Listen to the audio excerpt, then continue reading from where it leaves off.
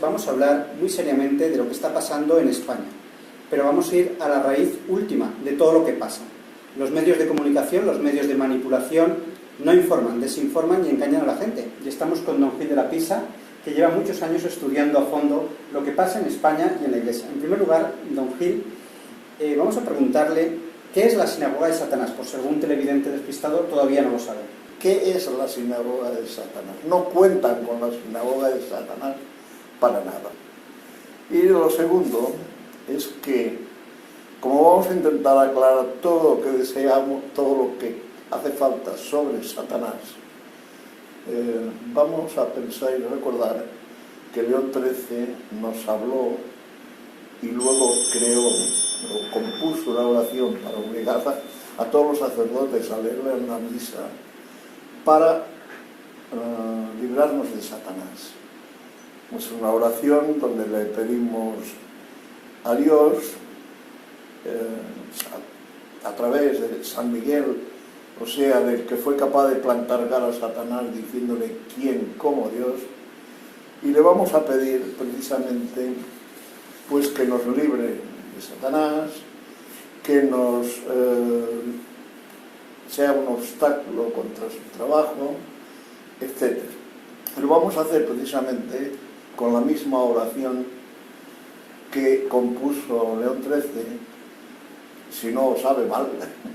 Adelante. Y la vamos a rezar en latín, que es del idioma de la Iglesia.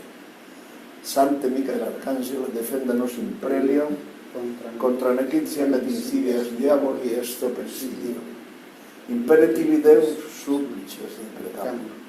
Tuque, princeps militia celestis, Satanam aliosque spiritus malignos, cuya perdición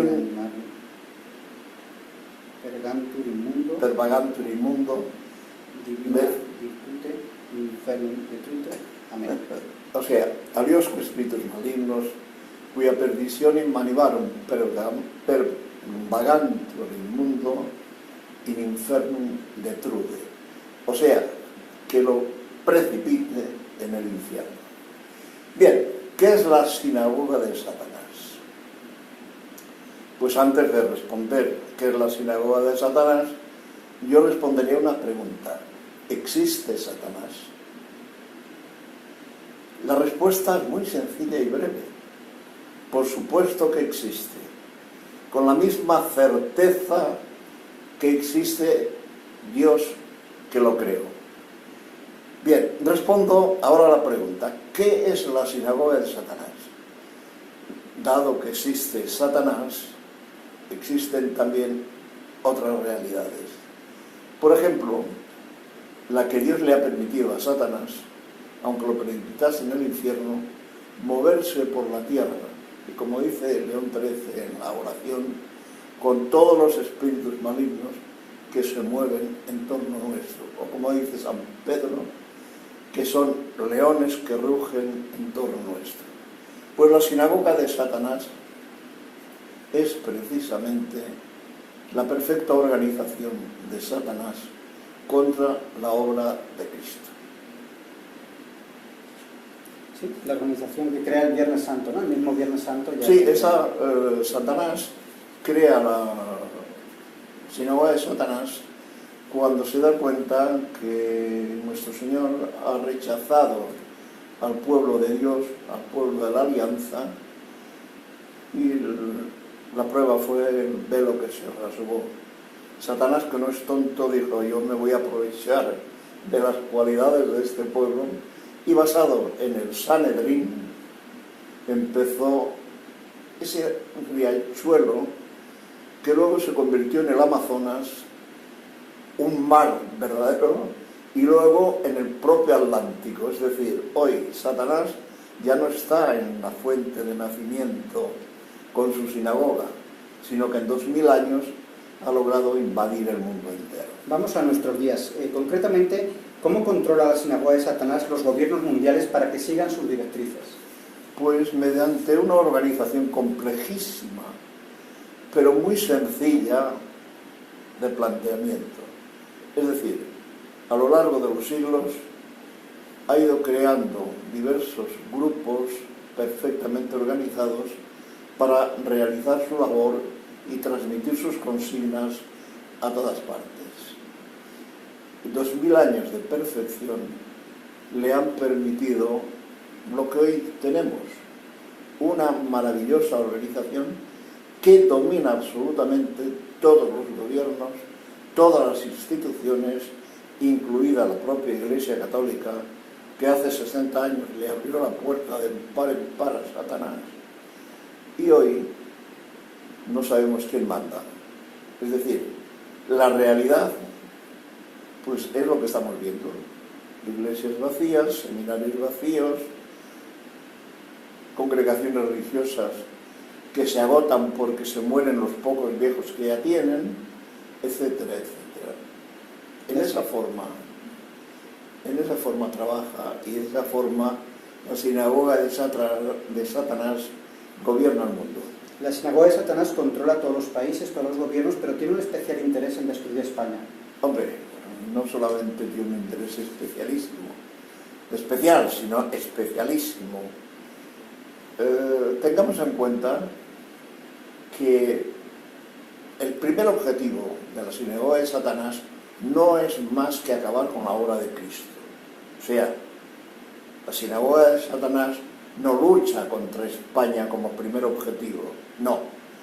Pero lo que ha ocurrido es que a partir de que la Hispania visigótica, ya heredera de la grecorromana, de la hispano-romana, tras la Reconquista,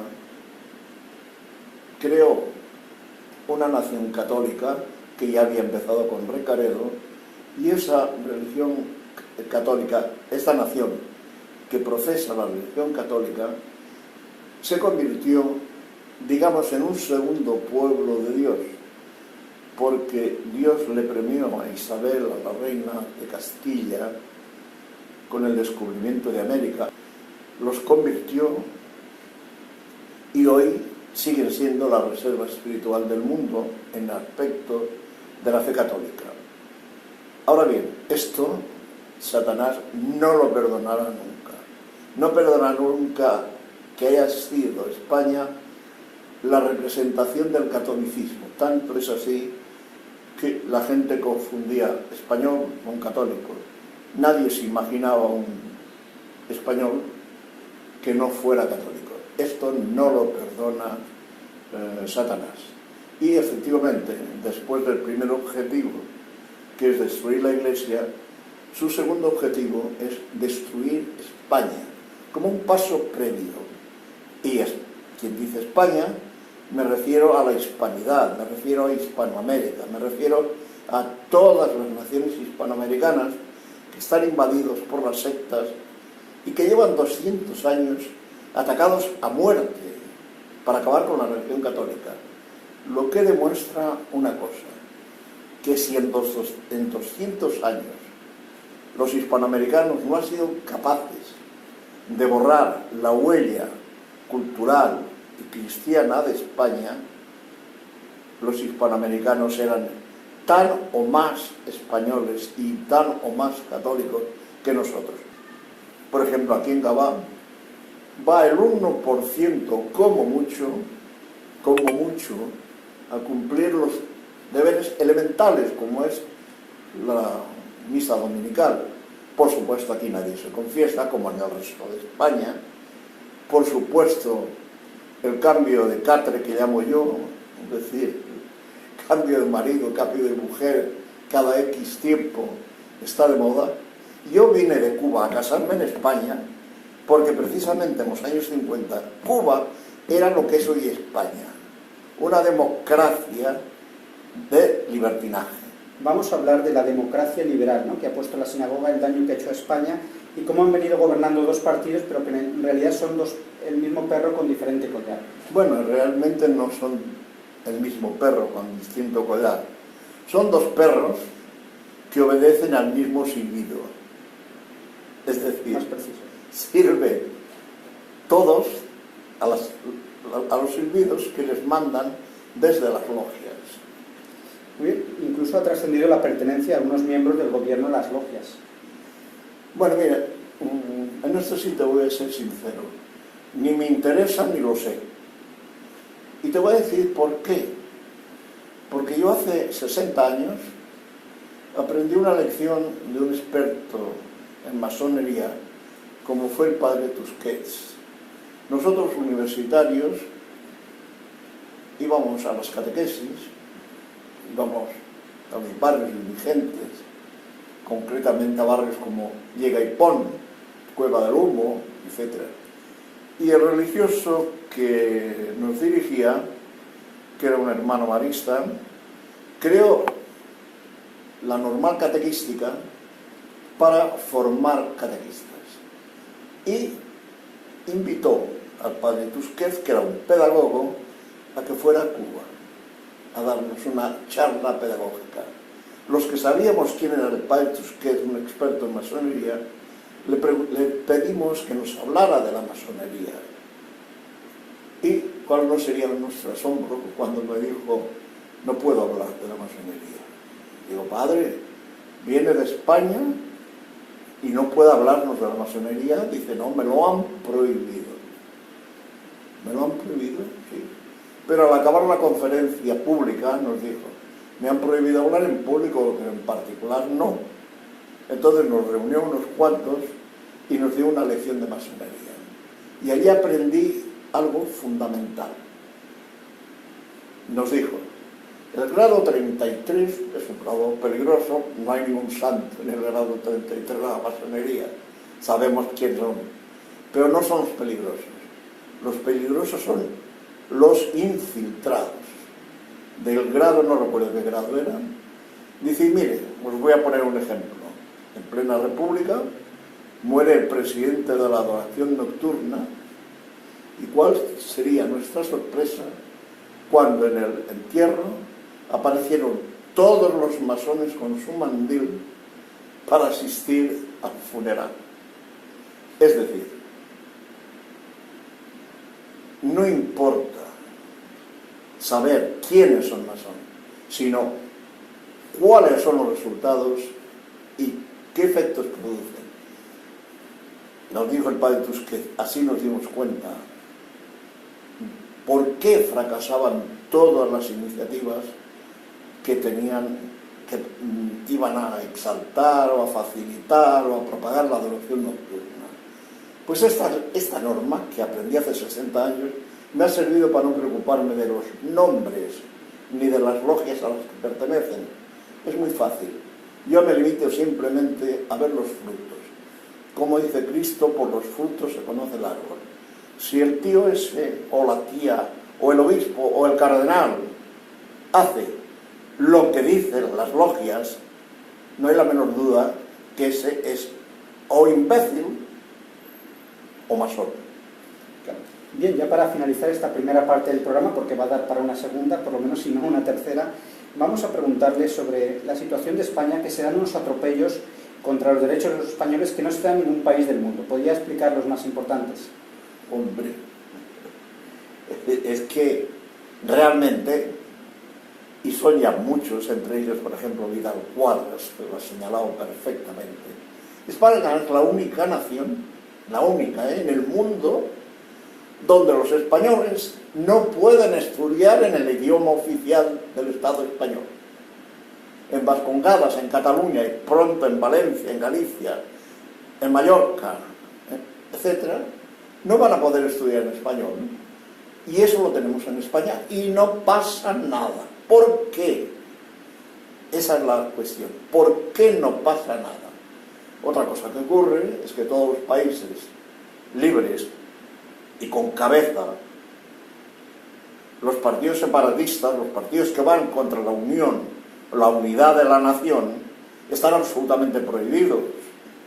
Bueno, pues en España no solamente no están prohibidos, sino que los gobernantes les financian, les tratan mejor que a nadie, como es el caso de Cataluña, donde la mayor parte del dinero se viene a la Cataluña que está quebrada, etc.